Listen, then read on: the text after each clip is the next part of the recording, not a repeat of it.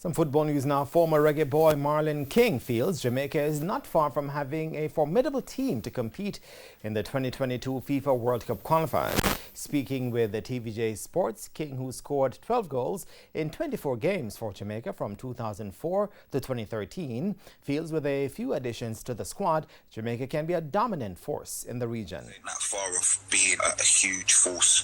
Just one or two tweaks and the team is a powerhouse. It's just that finer detail that's missing, that's holding us back. Hopefully the JFF and really go out their way to scout and convince players to join, because it's such an honour.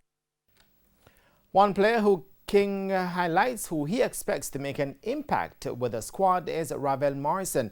Morrison, who is based in England, has already acquired his Jamaican passport. Ruel Morrison, he's got his head in the twilight zone at the moment, but I think that he'll be a player worth waiting for. In Jamaica, people love a skill, a step over, and somebody who can create like a tapper. He's that kind of ilk.